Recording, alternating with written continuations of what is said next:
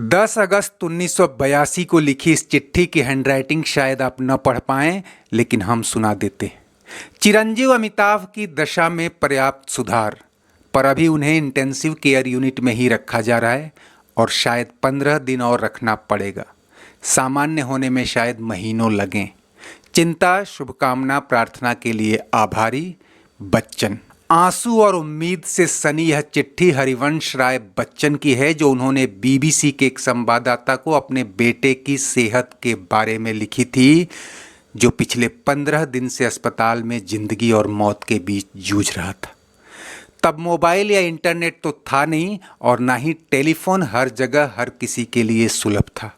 देश और दुनिया के करोड़ों लोग एक जान की सलामती के लिए दुआ मांग रहे थे और टीवी रेडियो से इस बारे में अपडेट्स ले रहे थे। तब बच्चन के घर करीबियों और शुभचिंतकों ही नहीं, हजारों प्रशंसकों के भी इतने पत्र आ रहे थे कि डाक विभाग उन्हें विशेष गाड़ियों से पहुंचा रहा था। दोस्तों, ये तो आप जानते ही हैं कि अमिताभ बच्चन फिल्म कुली की शूटिंग के दौरान एक फाइटिंग सीन में घायल हो गए थे।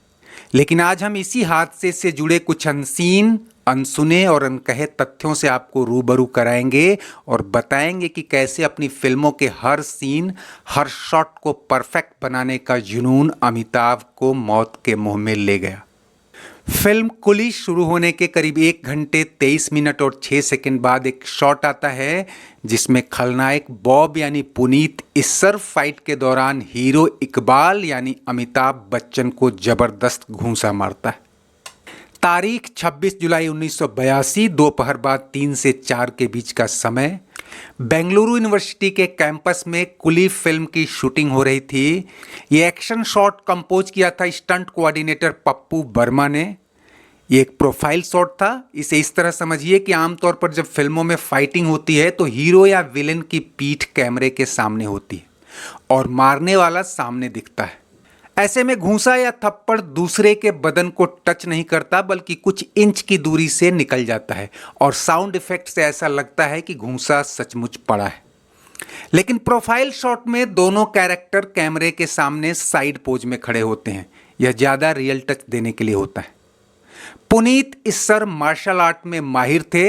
ये शॉट उनके लिए इस फिल्म के पहले दिन का पहला शॉट था। जब शूट शुरू हुआ तो प्रोफाइल शॉट के कारण अमिताभ बच्चन ने पुनीत इस्सर से कहा कि घूंसा मुझे टच होना जरूरी है, वरना वो रियल इफेक्ट नहीं आएगा। पुनीत ने उसी अंदाज में इस तरह घूंसा मारा कि वो अमिताभ के पेट या कुर्ते को सिर्फ छूते हुए निकल जाए। लेकिन कहते हैं कि यही दुर्योग से हादसा लिखा था।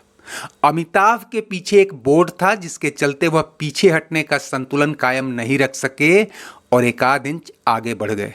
उसके बाद जो हुआ वो बहुत ही दर्दनाक था। जोरदार घूंसा अमिताभ के पेट में लगा और वो जमीन पर गिर गए। तब किसी को अंदाजा भी नहीं था कि हादसा इतना बड़ा होने वाला है। अगस्त 2009 में अमिताभ ने अपने ब्लॉग में लिखा था, सीन कट होते ही मुझे बहुत तेज दर्द हुआ। जब यह ठीक न हुआ तो मैंने मनमोहन देसाई से कहा कि मुझे कुछ ठीक नहीं लग रहा, आज मुझे छुट्टी दे दें। फिर उनसे कार लेकर मैं होटल के लिए रवाना हो गया। वहां से होटल का 45 मिनट का उबड़ खाबड़ रास्ता भी काफी तकलीफ देह था। होटल पहुंचते ही मैं बेड पर गिर गया। बस मेरे अंदर इतनी हिम्मत बची थी कि मैं जया को बोल पाया कि मुंबई से मेरे निजी चिकित्सक डॉक्टर शाह को बुलवाओ और बच्चों को वापस मुंबई भेज दो। जया ने मुंबई में अपने देवर अजिताभ को फोन पर सारी बात बताई और सुबह ही डॉक्टर को साथ लेकर बेंगलुरु आने को कहा। अमिताभ के माता पिता से ये बात छुपा कर रखी गई। इधर रात में मनमोहन देसाई ने वहां 2 डॉक्टरों को बुलाकर अमिताभ को दिखाया, लेकिन डॉक्टर दर्द की गोली और इंजेक्शन देकर चले गए कि कोई खास बात नहीं है। लेकिन अमिताभ रात भर करीब बेहोशी की हालत में दर्द से कराहते रहे। सुबह 27 जुलाई को अजिताभ मुंबई से डॉक्टर शाह को लेकर बेंगलुरु पहुंचे और हालत देखने के बाद स्थानीय डॉक्टरों से सलाह करके अमिताभ को वहां सेंट फिलोमिना अस्पताल में भर्ती करा दिया। ये खबर रेडियो, टीवी और अखबारों के जरिए पूरे देश में आग की तरफ फैली।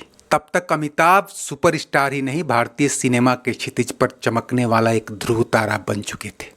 पूरे देश में दुआओं का दौर शुरू हो गया। इधर बेंगलुरु में अमिताभ की हालत में कोई सुधार तो दूर, यही नहीं पता चल पा रहा था कि आखिर दिक्कत क्या है और कहाँ है।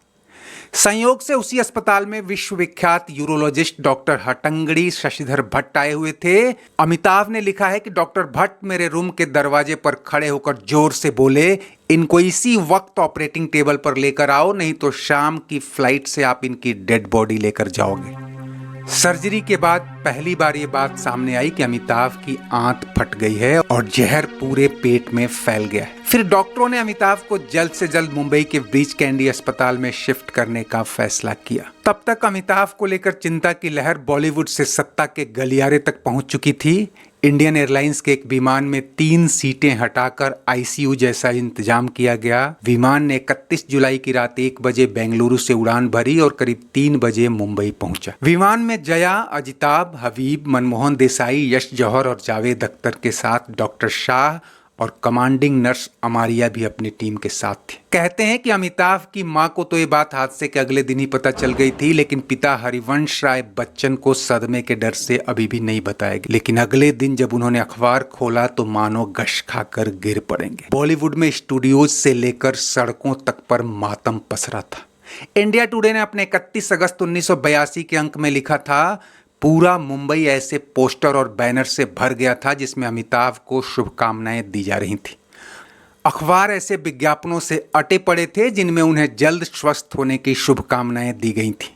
सिद्धिविनायक मंदिर में हर रोज कितने ही लोग आकर अमिताभ के लिए पूजा कर रहे थे। ऑपरेशंस के कई दौर चले, उन्हें करीब 60 यूनिट खून चढ़ाया गया। बॉलीवुड की कोई ऐसी फिल्मी हस्ती नहीं थी जो अमिताभ को देखने अस्पताल न पहुंची हो। जब प्रधानमंत्री इंदिरा गांधी दिल्ली से अस्पताल पहुंची तो अमिताभ ने उनसे कहा, आंटी मैं सो नहीं पा रहा। कहते हैं कि यह सुनकर इंदिरा अपने आंसू नहीं रोक पाईं। इस बीच देश और दुनिया के टॉप डॉक्टरों की कोशिशों के बावजूद 2 अगस्त को अमिताभ का बीपी और पल्स 0 हो गया। डॉक्टरों ने जया से यहां तक कह दिया कि अब कोई उम्मीद नहीं है, आखिरी बार अमिताभ को जाकर देख लो। यानी अमिताभ चिकित्सकीय तौर पर मृत घोषित कर दिए गए थे।